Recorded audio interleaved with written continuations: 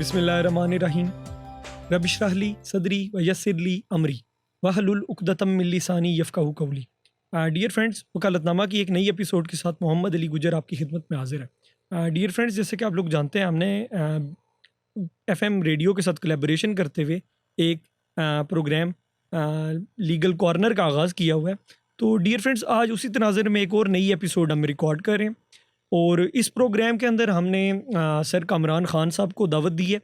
आपने एलएलएम किया हुआ है और आप बैरिया यूनिवर्सिटी के अंदर परमानेंट फ़ैकल्टी के तौर पे अपनी खिदमात सर अंजाम दे रहे हैं। सर, मैं आपको खुशामदीद कहूँगा कि आपने मुझे मौका दिया और मैं आपका इंटरव्यू कंडक्ट कर सका। Thank you so much for the invitation, Gujar. शुक्रिया। सर, इस प्रोग्राम के अंदर बेसिकली मैं आपसे कुछ छोटे छोटे सवालात पूछूंगा ताकि जो हमारी ऑडियंस है, ख़ास करके लॉ के स्टूडेंट्स हैं और जो पब्लिक है, वो फ़ायदा उठा सके। Sure. सर, सबसे पहले तो आप मुझे अपनी अर्ली एजुकेशन के बारे में थोड़ा सा गाइड करें और ये भी बताएं कि आपने एलएलबी किधर से किया, एलएलएम किधर से किया और लॉ करने का इरादा कैसे आया। अच्छा जी, एक्चुअली मैंने अपने प्राइमरी जो एजुकेशन है it was from my village. Then after that I did my LLB from University of Malakand. Then after that my LLM from very this prestigious institute Berry University Islamabad back in 2022. ला का इरादा तो बस हर एक चीज़ के पीछे motivations होती है ना. सो सम सॉर्ट ऑफ बच्चे जब होते हैं या आप एंटर में जब होते हैं तो फीलिंग्स आती है कि मैंने ये चीज़ बनना है तो उसी चीज़ को आगे लेकर yes it was my enthusiasm for legal education शुरू ही से था कि मतलब मैं वकील बनूंगा, लेकिन अच्छा वकील तो नहीं बन सका, लेकिन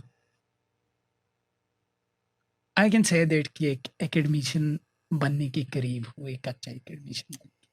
सर, मुझे आप ये भी बताइए कि आपने, जो कि मुझे थोड़ा सा पता है कि आपने एलएलएम जो है वो इंटरनेशनल लॉ के हवाले से में किया हुआ, इंटरनेशनल लॉ में किया जी हुआ। जी इस हवाले से थोड़ा सा गाइड करिए और ये भी बताइए कि आपको कितना अरसा हो गया ये पढ़ाते हुए। It has been 3 years since I am teaching at different universities and colleges, which includes Edwards College Peshawar, Law Department, and University of Malakand Department of Criminology.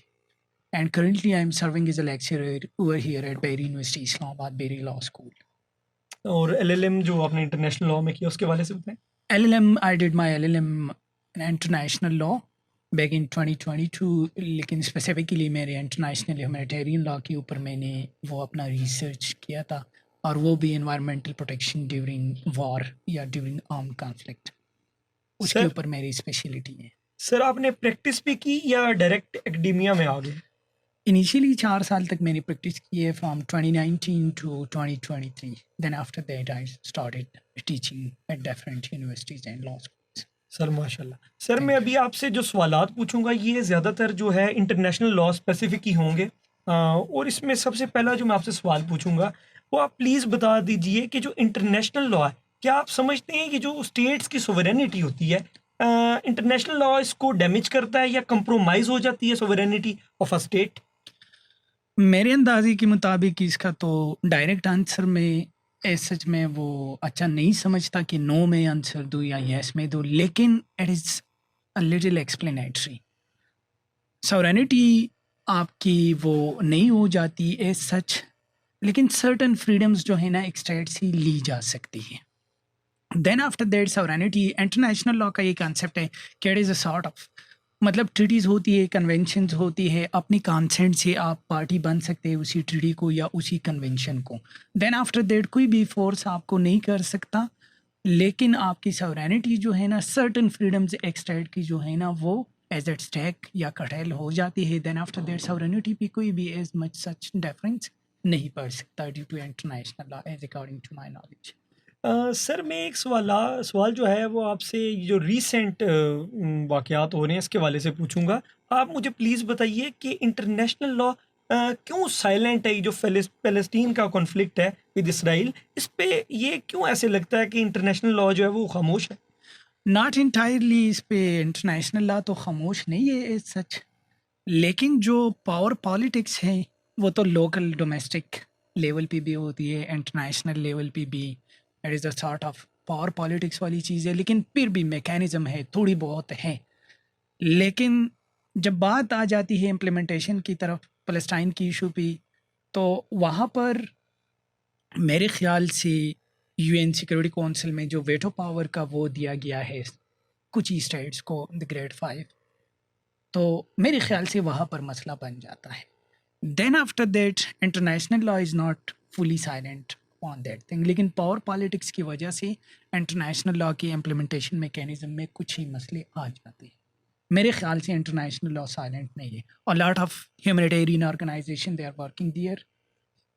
इसके बाद आईसीजे का एक एडवाइजरी ओपिनियन उस चीज़ के ऊपर आया है, वेस्ट बैंक के ऊपर जो वॉल बना है उसके ऊपर। International law they are playing their role, लेकिन पावर पॉलिटिक्स, अगेन मैं रिपीट कर रहा हूँ, पावर पॉलिटिक्स की वजह से जो है ना कुछ ही चीज़ों में अप एंड डाउन आ जाती है। एंटायरली आप ये नहीं कह सकते कि that international law is silent upon the issue of Palestine और समथिंग लाइक। सर आप ये बताइए कि फॉर एग्जांपल 2 स्टेट्स जो हैं उन्होंने जो आपका आईसीजे स्टैट्यूट है वो उसकी पार्टीज़ हैं। तो क्या इससे आईसीजे की जो जुरिस्डिक्शन है उसको हासिल हो जाती है आईसीजे को, या कोई म्यूचुअल एग्रीमेंट होना या म्यूचुअल कंसेंट होना ज़रूरी है to file a case before the ICJ? अच्छा जी, एक्चुअली पहले तो आप आईसीजे इंस्टीट्यूट को पार्टी भी है अगर आप, तो एक इशू को आईसीजे में ले जाने के लिए आपको म्यूचुअल कंसेंट उसका लाजमी। अब अगर एक ट्रीटी साइन की है आपने, दो साइड से बायलैटरल ट्रीटी है, उसमें अगर स्पेसिफिकली मेंशन है कि डिस्प्यूट हमारा जो है आईसीजे में सॉल्व होगा, देन आफ्टर दैट आईसीजे की जुरिसडिक्शन को आप चैलेंज नहीं कर सकते। फिर उसी सिचुएशन में मेंटेनेबिलिटी को कर सकते हैं, लेकिन जुरिसडिक्शन को आप नहीं कर सकते।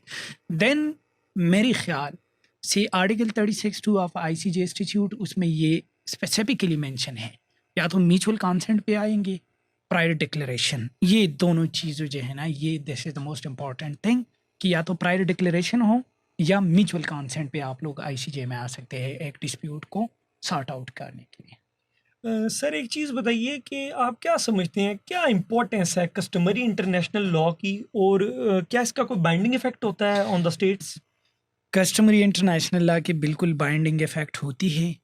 उसमें ये आता है कि opinio juris, general acceptability of that practice, long standing से अगर बहुत पुरानी से वो चीज़ आ रही है और रिकग्नाइज है, देन यस, जैसे कि जेनोसाइड के ख़िलाफ़, टॉर्चर के ख़िलाफ़, जो भी चीज़ें हैं, जो लॉज है, it is customary international law. Our state पे उसकी binding effect without rectifying or signatory to any certain convention, customary international law की बाइंडिंग इफेक्ट है एक स्टेट की। अच्छा सर एक चीज़ आप ये बता दीजिए कि ICCPR, international covenant on civil and political rights जो है, अगर एक स्टेट ने वो रेटिफाई किया हुआ है आईसीसीपीआर को, तो क्या जो उसके सिटीजन्स हैं क्या वो डायरेक्टली फाइल कर सकते हैं कंप्लेंट, या जो आप कह सकते हैं शिकायत दर्ज कर सकते हैं बिफोर द यूएनएचआरसी, जो यूनाइटेड नेशन की ह्यूमन राइट्स कमेटी है? डायरेक्टली क्या हम वहाँ जाके फाइल कर सकते हैं कंप्लेंट? इसमें दो सिचुएशन होती है, एक मानो स्टेट और एक dual state.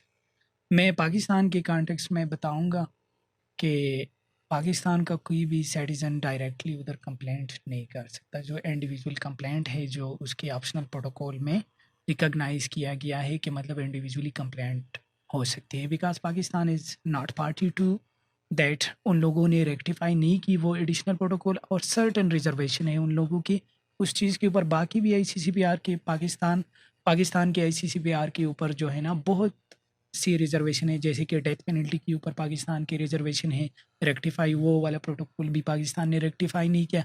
Until and unless अगर आप डुअल स्टेट है तो आप डोमेस्टिक लेजिस्लेशन में उस चीज़ को कवर कर देते हैं, लेकिन still you have the option, जो पीरियाडिक रिपोर्ट्स हम यूएन जो यूएनएचआरसी है उसको जब हम जमा करवाते हैं बीइंग अ स्टेट पार्टी, तो उस पीरियाडिक रिपोर्ट से वो लोग कुछ कंक्लूजन पे पहुंच जाते हैं, ताकि फ्यूचर में वो लोग कुछ सजेस्ट ही करते हैं या रिकमेंड ही कर देते हैं कि मतलब डोमेस्टिक लॉज में ये चेंजेस आपने लाने होंगे और ये चेंजेस होने चाहिए अकॉर्डिंग टू इंटरनेशनल स्टैंडर्ड्स, क्योंकि इंटरनेशनली मतलब दुनिया को, it is a global village, आपने इंटरनेशनल दुनिया के साथ ही चलना है। Then obviously you have to accept certain things, लेकिन Pakistan still they will look after, it will take time, वो टाइम लेगा लेकिन इंटरनेशनल लॉ की डेवलपमेंट में still Pakistan is playing a lot of बहुत ही प्रोमिनेंट रोल प्ले कर रहा है। स्पेसिफिकली ये कंप्लेंट से रिलेटेड या आईसीसीपीआर से रिलेटेड जितनी भी चीज़ें हैं, हमने उसके ऊपर डोमेस्टिक लेजिस्लेशन बिल्कुल की है। जैसे कि मैं एक आर्टिकल का वो मेंशन करूँगा, फ्रीडम ऑफ स्पीच है जो भी है, article 19, it is from the ICCPR, हमारी कॉन्स्टिट्यूशन में इट इज़ स्टिल प्रोटेक्टेड। बाकी भी बहुत से राइट्स हैं जो प्रोटेक्टेड अंडर द कॉन्स्टिट्यूशन है और उस पर बात हो सकती है। यस, क्रिटिसिज्म भी है बहुत सी चीज़ों के ऊपर, लेकिन पाकिस्तान इज़ ट्राइंग टू जो ऑब्लिगेशंस है इंटरनेशनल उस चीज़ को फुलफिल करने के लिए वो लोग बहुत काम कर। सर आपने मोनिज़म और ड्यूलिज़म का जिक्र किया है, तो ज़रा ऑडियंस को एक ये बहुत आसान सवाल है, लेकिन ज़रा हमारी ऑडियंस को इसके बारे में भी डिफरेंस बता दीजिए। अच्छा जी, मानूइज़्म का ये मतलब है कि मतलब इंटरनेशनल जो लॉ है या कस्टमरी इंटरनेशनल लॉ है वो डायरेक्टली एक स्टेट पे वो मतलब अप्लाई हो सकती है, उसकी बाइंडिंग इफेक्ट होती है अगर एक स्टेट है मानूइस्ट है। अगर डुअल स्टेट है तो उसमें डोमेस्टिक लेजिस्लेशन उसी इंटरनेशनल लॉ के ऊपर आपने domestic legislation it is mandatory, और उसी इंटरनेशनल लॉ को आप डोमेस्टिक लॉ में जो है ना वो कर लेते हैं, जैसे कि यूके हो गई, Pakistan, India and a lot of. और मानू स्टेट के आप नेदरलैंड का एग्जांपल आप ले सकते हैं कि दैट इज़ मानू स्टेट के मतलब डायरेक्टली वही लॉ या ट्रीटी जो है ना वो बन जाती है, उसकी लेजिस्लेशन बन जाती है। अच्छा सर, बस एक आखिरी सवाल पूछूंगा और ये मैं समझता हूँ कि इसका निचोड़ होगा, प्रोग्राम का निचोड़ होगा। अच्छा। सर ये बताइए कि आप क्या समझते हैं कि इंटरनेशनल लॉ जो है वो क्या वाकई में एक लॉ है? Yes, it is a law. A, My answer would be, मतलब based on rational, there are a lot of international instrument, they are working in वो मतलब बिल्कुल एक्टिवली वो चीज़ें जो है ना मैकेनिज्म है उस चीज़ की प्रॉपर, जैसे कि आप आईसीसी का देखिए, आईसीजे का देखिए, यूनाइटेड नेशन सिक्योरिटी काउंसिल देखिए, जनरल असेंबली देखिए, जितनी भी चीज़ें हैं it is formed under international law, so it is working मेरे ख्याल से। Yes, we can call it international law, मतलब यस। हाँ, कुछ ही चीज़ों में लैग कर देती है, जैसे कि इम्प्लीमेंटेशन मैकेनिज्म है, that is they don't have proper policing और something like that to implement the law, तो उसी चीज़ों पे वो क्वेश्चन हो सकती है, लेकिन the law is there, laws बड़े प्यारे हैं और मौजूद है, हम ये डिनाई नहीं कर सकते कि मतलब law, there is a difference between implementation mechanism और लॉ में कानून मौजूद है, लेकिन इम्प्लीमेंटेशन मैकेनिज्म उस चीज़ की थोड़ी सी वीक है, उस चीज़ पे काम कर। कानून के अंदर ही इम्प्लीमेंटेशन होनी चाहिए ना, अगर डोमेस्टिक को देखें तो अगर वो ही नहीं है तो फिर हम लॉ कैसे उसको? बिल्कुल, बिल्कुल आपकी बात सही है कि कानून के अंदर अगर उसकी इम्प्लीमेंटेशन नहीं है तो मेरे ख्याल से उसको हम लॉ नहीं कह सकते, लेकिन एंटायरली उसकी इम्प्लीमेंटेशन मैकेनिज्म में लैग कर रही है वो चीज़। इम्प्लीमेंटेशन भी है सर्टन लॉज की, लेकिन there is a lack of implementation, certain चीज़ों की इम्प्लीमेंटेशन स्ट्रिक्टली नहीं होती और सर्टन चीज़ों की स्ट्रिक्टली हो जाती है, तो फिर इस सेंस में हम उसे कह सकते हैं कि यस लॉ है। इम्प्लीमेंटेशन में आप जाएँ, आईसीजे के केसेस देखें कि कितने केसेस उन लोगों ने डिसीजन इम्प्लीमेंट किए स्टेट्स के ऊपर, आईसीसी की देखें कि कितने लोगों को प्रोसिक्यूट किया है। इफ़ लॉ इज़ देयर तो उसके ऊपर ही वो इम्प्लीमेंट भी हो चुकी है मेरे ख्याल से, लेकिन कुछ ही चीज़ों में लैग कर रही है इम्प्लीमेंटेशन। फिर वही बात आ जाती है कि मतलब पावर पॉलिटिक्स, वो तो डोमेस्टिकली भी अगर देखा जाए यस वो मौजूद है, इंटरनेशनल लेवल पे अलग और डोमेस्टिक पे अलग, मतलब मसले होते हैं, लेकिन we can not deny that. Sir बस मैं अभी आपसे इजाज़त चाहूँगा, बस एक आप हमारी ऑडियंस के लिए एक खूबसूरत सा मैसेज रिकॉर्ड करवा दें।